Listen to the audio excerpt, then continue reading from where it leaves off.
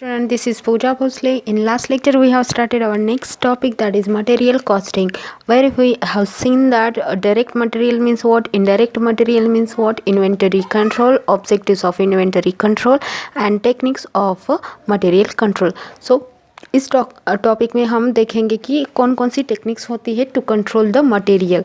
Okay, so first is EOQ technique and then second है हमारी ABC technique, ABC technique and third है हमारी stock level. Okay, सो आज हम देखेंगे EOQ टेक्निक क्या होती है. देखिए, EOQ technique means what, it is a quantity which we order when we reach reorder level. So EOQ का मतलब क्या होता है, इकोनॉमिक ऑर्डर क्वांटिटी. क्या होता है, इकोनॉमिक ऑर्डर क्वांटिटी. सी ये ऐसी क्वांटिटी होती है जो हमें तब ऑर्डर करनी होती है जब हम रीऑर्डर को रीच कर जाते हैं. ओके, कब, जब हम रीऑर्डर को रीच कर जाते हैं. देखिए, अगर आपका बिजनेस ऑर्गेनाइजेशन हो, आपके पास एक पर्टिकुलर, सोचिए कि आपके पास 800 यूनिट्स है.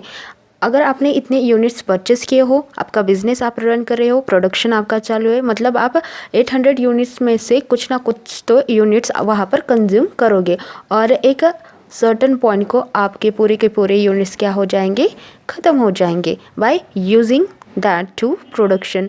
सो यहाँ पर एक पॉइंट ऐसा भी आएगा जिस पॉइंट को आपको रीऑर्डर करनी होगी. हम रीऑर्डर क्यों करेंगे, देखिए, अगर आप 0 यूनिट्स पर पहुँच जाओगे तो आपका यूनिट वहाँ पे प्रोडक्शन क्या हो सकता है, स्टॉप हो सकता है. सो स्टॉप होने से पहले अगर आपके पास रीऑर्डर की जाएगी तो आपको आपकी पूरी की पूरी 0 यूनिट्स होने से पहले आपके पास ऑर्डर आ जाएगी, है ना. आपके पास दूसरे यूनिट्स भी आ जाएंगे ताकि आपको ये वाली प्रॉब्लम वहाँ पर फेस ना करनी पड़े. इसलिए हम क्या करते हैं कि 0 यूनिट्स होने से पहले ही हम क्या करते हैं, रीऑर्डर कर देते हैं. तो ये एक लेवल होती है, रीऑर्डर एक लेवल होती है. उस लेवल पर हम क्या करते हैं कि दोबारा से ऑर्डर करते हैं ताकि हमें 0 यूनिट वाली प्रॉब्लम फेस ना करनी पड़े.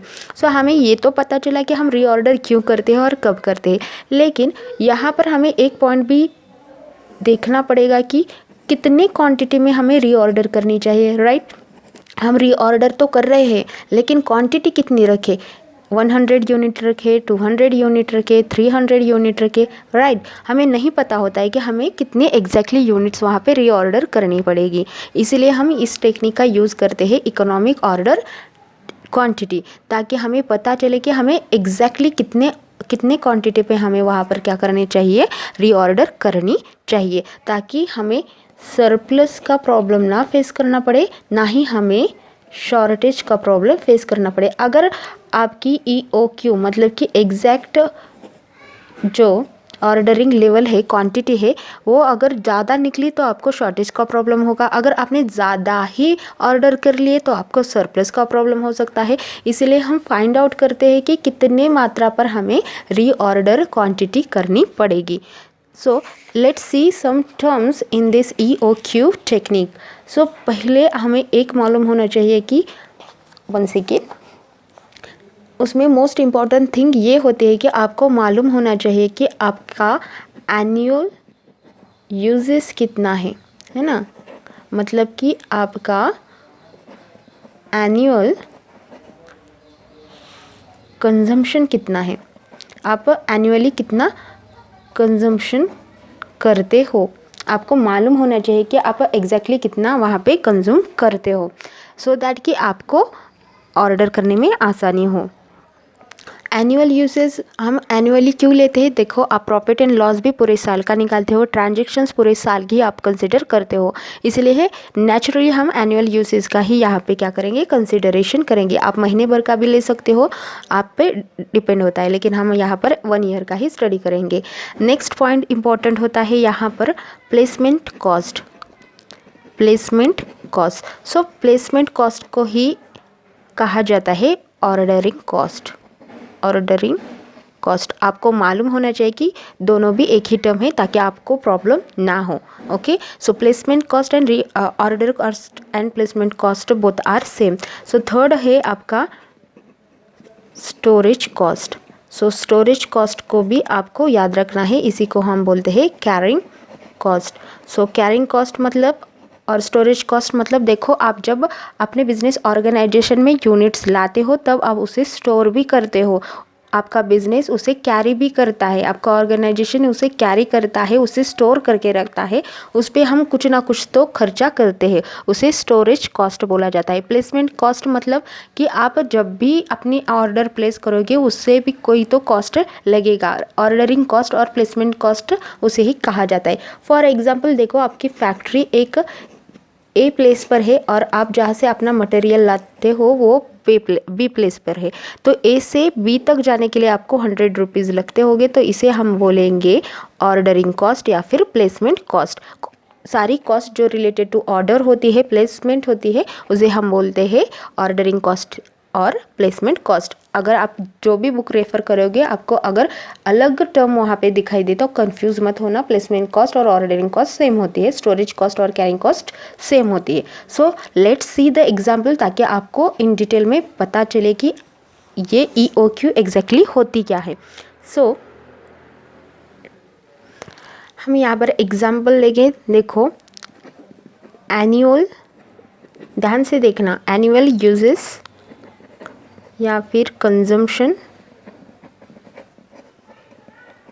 यहाँ पर है 800 units. Okay, so next information given here is ordering cost. Ordering cost या फिर प्लेसमेंट कॉस्ट ₹100 है, लेकिन यूनिट भी देखना है आपको। 100 पर ऑर्डर बोला है यहाँ पर, एक ऑर्डर के लिए 100 रुपीज़ लगने वाली है आपको।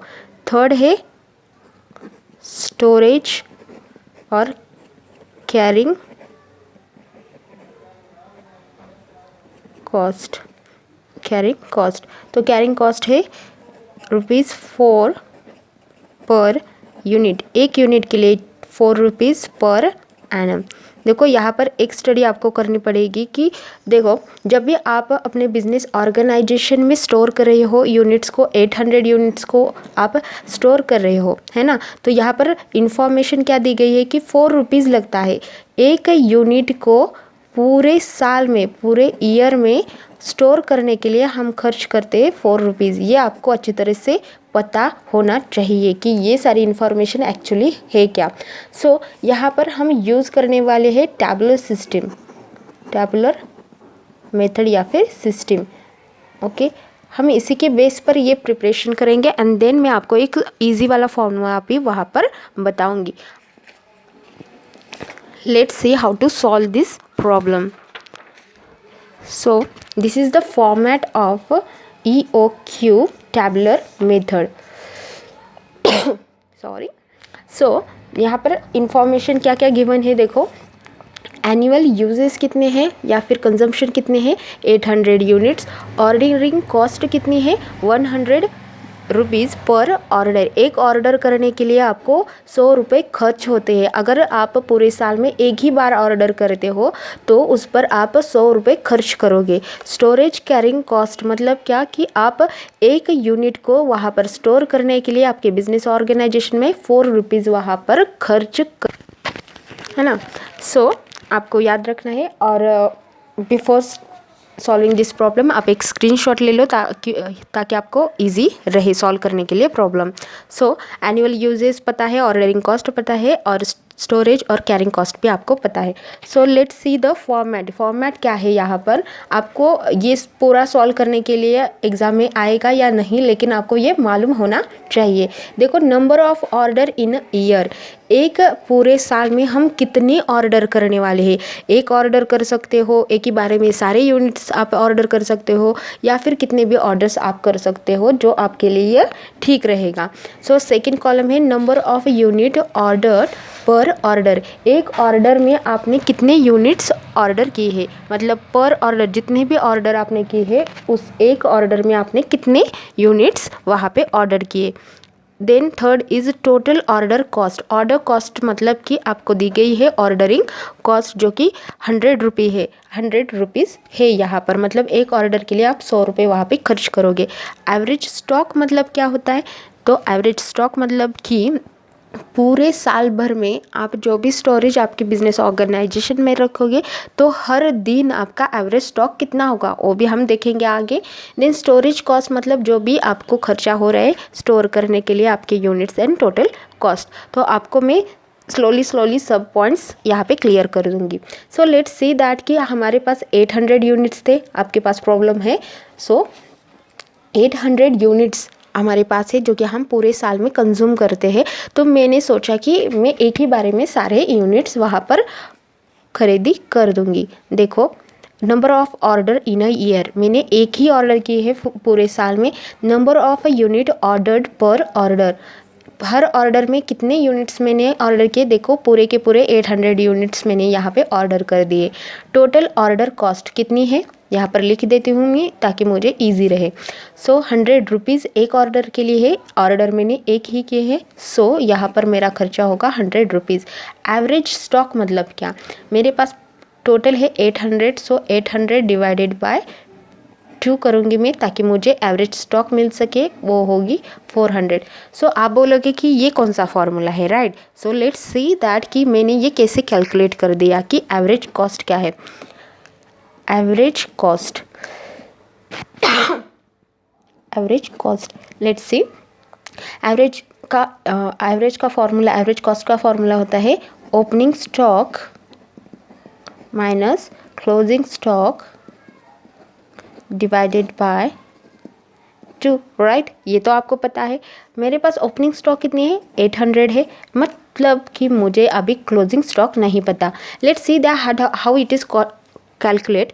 सो हमारे पास 800 यहाँ पर है यूनिट्स। सो जब मैं इसे कंज्यूम करूँगी, मतलब कि मैं इसका यूजेस कर रही हूँ पूरे साल में, सो 800 से ये 700 हो जाएगा, 600 हो जाएगा, फिर 500 हो जाएगा और एक टाइम पर ये 0 हो ही जाएगा क्योंकि मैंने बोला है कि पूरे साल भर का मेरा कंजम्पशन है 800 यूनिट्स। सो अगर जनवरी में मैंने ये 800 यूनिट्स परचेस किए होंगे तो दिसंबर के 31 दिसंबर तक मेरे पास 0 स्टॉक हो ही जाएगा, राइट। सो क्लोजिंग स्टॉक मेरा 0 है। So 800 divided by 2 is equal to 400।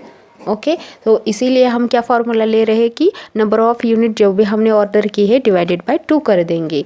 So average stock is equal to 800 divided by 2 is equal to 400। So यहाँ पे देखो स्टोरेज कॉस्ट कितना है, हमें प्रॉब्लम में दी गई है, इसकी अमाउंट भी 4 रुपीज़, राइट। सो 4 रुपीज़ हमारे पास क्या होगी यहाँ storage cost. So 4 × 400 is equal to 800। अब टोटल कॉस्ट देखेंगे, यहाँ पर ये यूनिट फॉर्म में है, ये रुपीज़ फॉर्म में है, ये फिर से यूनिट फॉर्म में है और ये रुपीज़ फॉर्म में है। सो इस दो कॉलम को हम ऐड कर देंगे, 800 + 100, सॉरी 800 × 400, सो 600 हो जाएगा। ये कैसे कर दिया हमने, देखो हमारा एवरेज स्टॉक है 400 यूनिट्स। सो एवरेज स्टॉक हमारा कितना आया, 400 यूनिट्स। हमारे पास शॉर्टेज कॉस्ट है ₹4, 400 × 4 इज इक्वल टू हो गया 1600। सो ऐड कर देंगे हम 1600 + 100 दैट इज़ 1700। क्लियर है, ओके। सो ये मुझे मिल गया मेरा पहला कॉम्बिनेशन। तो ये भी मैं EOQ को कैलकुलेट करने के लिए यूज़ करूँगी या फिर मैं बोल दूँगी कि ये EOQ है। लेकिन मेरे पास बहुत सारे यहाँ पर कॉम्बिनेशंस हो गए तो मैं वही कॉम्बिनेशन चूज़ करूँगी जहाँ पर मुझे सबसे ज़्यादा कम टोटल कॉस्ट लगेगी, राइट। इसलिए मुझे और भी ज़्यादा यहाँ पर क्या देखने पड़ेंगे, कॉम्बिनेशंस देखने पड़ेंगे। ये मेरी फर्स्ट ऑर्डर थी, एक ही ऑर्डर अगर मैं पूरा यूनिट्स के लिए एक ही ऑर्डर करूँगी तो मुझे 1700 रुपये यहाँ पे खर्च करने पड़ेंगे। देखती हूँ कि मैं आगे क्या कर सकते हैं हम। तो मैंने क्या किया कि 800 मुझे पूरे के पूरे 800 यूनिट्स नहीं यहाँ पर परचेस करने, मैं क्या करूँगी 400 करके मैं 2 बार ऑर्डर कर दूँगी। सो लेट्स सी 400। सो मैंने एक एक ऑर्डर में 400 यूनिट्स या वहाँ पर ऑर्डर कर दिए और 2 ऑर्डर में मिलकर मुझे 800 वहाँ पर मिल जाएंगे। पूरे साल का 800 यूनिट्स मेरा यहाँ पर कंप्लीट हो जाएगा 2 ऑर्डर्स में। सो एक ऑर्डर के लिए मैंने क्या बोला था कि 100 रुपीज़ यहाँ पर हम खर्च कर रहे हैं। सो अगर 2 बार हम ऑर्डर कर रहे हैं तो 2 × 100 क्या होगा 200। तो मेरा खर्च होगा यहाँ पर ordering cost per 200 rupees. Average stock देखो, एवरेज स्टॉक के लिए हमने क्या किया था 800 डिवाइडेड बाई 2, तो मैं यहाँ पर करूँगी 400 divided by 2, that is 200, right. So storage cost यहाँ पर है 4 रुपीज़। सो 200 × 4 हो जाएगा 800। फिर से ऐड कर देंगे इस 2 कॉलम को, 800 + 200 दैट इज़ 1000, राइट। क्लियर है, कोई भी प्रॉब्लम नहीं यहाँ पर। देखो क्या किया मैंने, क्या सोचा कि अगर 800 एक ही बारे में हम ऑर्डर कर रहे हैं तो मैं क्या कर रही हूँ कि मेरे पास इतने पैसे नहीं कि मैं एक ही बारे में सारा ऑर्डर कर दूँ। तो मैंने सोच दिया कि एक साल में 2 बार मैं ऑर्डर दे दूँगी। तो 2 बार मैंने ऑर्डर दी, 400 करके मेरे पास 800 हो जाएंगे। एक ऑर्डर के लिए 100 रुपये, तो यहाँ पर 2 ऑर्डर के लिए मेरे खर्च हो जाएंगे 200 रुपीज़। एवरेज स्टॉक निकाला मैंने, 400 divided by 2 is equal to 200 units. Then storage cost per unit है 4, तो 200 × 4 हो जाएगा मेरा 800। सो टोटल कॉस्ट आ गई 1000। नेक्स्ट देखो और एक हम यहाँ पर क्या देखेंगे, कॉम्बिनेशन देखते हैं। सो लेट्स सी दैट कि मैं 400 एक ही बारे में ऑर्डर करने से मैंने सोचा कि मैं 4 बार टोटल ईयर में ऑर्डर कर दूँ। 200 200 200 करके मैंने पूरे साल में 800 यूनिट्स यहाँ पे ऑर्डर कर दिए। सो ये 200 यूनिट्स मुझे ऑर्डर करने के लिए 4 बार यहाँ पर ऑर्डर करनी पड़ेगी, है ना। 4 बार में अगर ऑर्डर करूँगी 4 बारी में मुझे यूनिट्स पूरे के मिल जाएंगे। इसीलिए देखो कॉस्ट एक ऑर्डर के लिए मुझे लगेगी 100 रुपीज़। अगर मैं 4 टाइम्स वहाँ पर ऑर्डर दूँगी कि तो मुझे 400 रुपीज़ वहाँ पे स्पेंड करने पड़ेंगे। एक ऑर्डर के लिए 100 रुपीज़, तो 4 ऑर्डर के लिए मेरे हो जाएंगे 400 रुपीज़। एवरेज स्टॉक की तरफ अगर आप देखोगे 200 डिवाइडेड बाई 2 हो जाएगा 100। देन यहाँ पर स्टोरेज कॉस्ट कितना है 4 रुपीज़ पर यूनिट, तो 100 × 4 हो जाएगा 400। So total cost 400 plus total order cost 400 हो जाएगा 800, राइट। देन ये हमारे 3 कॉम्बिनेशंस हो गई। और एक कॉम्बिनेशन चेक करते, शायद हमें 800 से भी ज़्यादा कम में वहाँ पर पूरा का पूरा ऑर्डर कंप्लीट करने को मिल जाए। सो हम चेक करते हैं कि और एक कोई ऑर्डर मिलता है क्या जहाँ पर टोटल कॉस्ट कम हो जाए। लेट्स सी दैट कि मैंने सोचा फिर कम कर लेते हैं, 100 करके पूरे साल में ऑर्डर कर देंगे, है ना। सो मुझे 8 टाइम ऑर्डर देनी पड़ेंगी। टोटल मुझे 8 बारी में ये पूरी ऑर्डर कंप्लीट करनी होगी। एक ऑर्डर के लिए मेरा 100 रुपीज़ स्पेंड हो रहा था, तो 8 बार ऑर्डर करने के लिए मेरा यहाँ पे स्पेंड होगा 800 रुपीज़, राइट। सो एवरेज स्टॉक में कैसे निकालूंगी, 100 डिवाइडेड बाई 2 कर दो, 50 यूनिट्स मेरा हो जाएगा एवरेज स्टॉक। सो स्टोरेज कॉस्ट मेरा कितना है 4 रुपीज़ पर यूनिट। सो 4 × 50 हो जाएगा 200, right. So total cost order है मेरी 800 प्लस शॉर्टेज हो रहा है मेरा 200, 800 + 200 हो जाएगा यहाँ पर फिर से 1000। अरे ये तो बढ़ रहा है, राइट। 1700 से हो गया था 1000, देन 800 जो मुझे अच्छा लगा था। मैंने फिर से एक बार ट्राई किया कि और कम कर देंगे तो शायद मुझे फ़ायदा हो, लेकिन यहाँ पर तो क्या हो रहा है कि यहाँ पर टोटल कॉस्ट तो बढ़ रही है। Let's take one more chance, हम देखते हैं कि और एक चांस देकर शायद और कम हो जाए। सो मैंने और थोड़ा कम कर दिया, 50 यूनिट्स मैंने और ऑर्डर किए, तो यहाँ पर मुझे 16 टाइम्स ऑर्डर करनी पड़ेगी, राइट। और एक टाइम के लिए मुझे 100 रुपीज़ स्पेंड करना पड़ रहा था, तो यहाँ पर 16 के लिए मुझे कितना स्पेंड करना पड़ेगा 1600 यहाँ पर स्पेंड करना पड़ेगा। और एवरेज स्टॉक 50 डिवाइडेड बाई 2 हो जाएगा 37.5। अपना जो स्टोरेज कॉस्ट है वो कितना है 4 यूनिट्स पर यूनिट। सो 37.5 इंटू 4 कर दो, आ जाएगा आपका 150। अगर टोटल कर दोगे 1600 प्लस 150 तो अपना आ जाएगा 1750। ये तो बहुत ही ज़्यादा हो गया।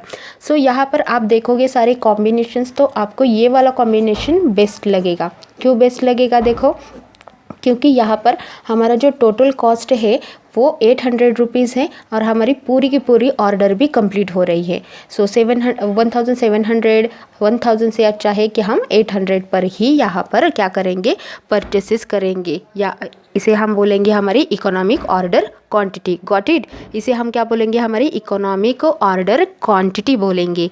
तो देखो ये सारा टेबल जो है इसे हमें प्रिपेयर करने के लिए बहुत ही टाइम कंज्यूम हो रहा है, राइट। देखिए यहाँ पर यूनिट सिर्फ 800 थे। अगर बिजनेस ऑर्गेनाइजेशन आपकी बड़ी है, 1000 से भी बहुत ही ज़्यादा यूनिट्स होगी, तो ये सारी प्रोसेस बहुत ही कॉम्प्लिकेटेड हो सकती है। इसलिए हम क्या करते हैं, यहाँ पर एक इकोनॉमिक ऑर्डर क्वांटिटी के लिए हमारे पास फॉर्मूला अवेलेबल है। आपको ये दोनों ही मालूम होनी चाहिए थे, इसलिए मैंने वो टेबल भी आपको समझा दिया है। सो यहाँ पर फॉर्मूला क्या है, देखो बहुत ही इजी फॉर्मूला है ये। 2UP divided by S, 2UP divided by S। देखो यहाँ पर U मतलब है हमारा एनुअल यूजेस, P मतलब है हमारी placement cost, and last one S is equal to है हमारी स्टोरेज कॉस्ट। आपको ये फॉर्मूला याद हो जाएगा, देन आपको बहुत ही इजी जाएगा सब कुछ। देखो हमारे पास सारी की सारी क्या है, कॉस्ट है यहाँ पर। तो हमें प्रॉब्लम दिया गया है कि एनुअल यूजेस हमारे पास कितने हैं, 800 यूनिट्स। प्लेसमेंट कॉस्ट कितनी थी हमारी, 100 रुपीज़ पर यूनिट, है ना, 800 यूनिट्स, याद रखना ये। शॉर्टेज कॉस्ट कितनी थी हमारी, स्टोरेज कॉस्ट के लिए हमने कितने स्पेंड किए थे, देखो ₹4 पर यूनिट, राइट। ये हमारे पास एग्जाम्पल था। सो हम ये वैल्यूज़ यहाँ पर फॉर्मूला में पुट कर देंगे, देन आपको पता चल जाएगा कि हमने क्या सॉल्व किया इतनी देर तक। 2 इंटू 800 इंटू 100 हमारी प्लेसमेंट कॉस्ट डिवाइडेड बाय हमारी स्टोरेज कॉस्ट कितनी है, ₹4। सो अगर आप कैलकुलेट कर दोगे कि 1,60,000 डिवाइडेड बाय 4 हो जाएगा, ये इसे कैलकुलेट करोगे आप तो आपकी वैल्यू आ जाएगी 40,000, राइट। देन अगर आप इसका स्क्वायर रूट निकालोगे तो आपको पता चल जाएगा कि 40,000 का स्क्वायर रूट कितना आएगा। कैलकुलेट करके देख लो, 200 आ जाएगा, राइट। 200 आ गया हमारा। 40,000 का स्क्वायर रूट निकाल के देखो आप, आपका 200 आ ही जाएगा। मतलब कि जब आप ये फॉर्मूला यूज़ करोगे तब भी आपको वही यूनिट्स मिलेंगे जो हमने पूरे प्रॉब्लम में देखा था। देखो इस टेबल में जब हमने फाइंड आउट किया था तब भी हमें कितने मिले थे यूनिट्स, 200 ही मिले थे, राइट। और यहाँ पर इस फार्मूला को यूज़ करके जब वैल्यूज़ निकाली हमने तब भी हमारे पास यूनिट 200 ही आए हैं। मतलब दोनों भी फार्मूला और टेबल दोनों भी क्या है, एकदम राइट है। लेकिन हमारे लिए ये वाला फार्मूला क्या होता है, बेस्ट होता है। लेकिन आपको यहाँ पर एक चीज़ यहाँ पर बहुत ही अच्छी तरह से के याद रखनी चाहिए, वो है एनुअल यूजेस जो है आपके क्या होने चाहिए, यूनिट फॉर्म में होने चाहिए, और वो भी पूरे साल के लिए। और प्लेसमेंट कॉस्ट अपनी कितनी होनी चाहिए, वो भी एक ऑर्डर की ही होनी चाहिए। एक ऑर्डर के लिए कितना स्पेंड करोगे आप, वही होनी चाहिए। और शॉर्ट अपनी जो स्टोरेज कॉस्ट है वो होनी चाहिए, पर यूनिट होनी चाहिए, पर एनम होनी चाहिए। अगर ये नहीं दी गई हो तो आपको ये इसी फॉर्म में फाइंड आउट करके ही पूरा का पूरा फॉर्मूला यूज़ करना चाहिए, राइट। हम नेक्स्ट चैप्टर में देखेंगे कि क्या क्या आगे की टेक्निक्स हैं। Thanks for watching.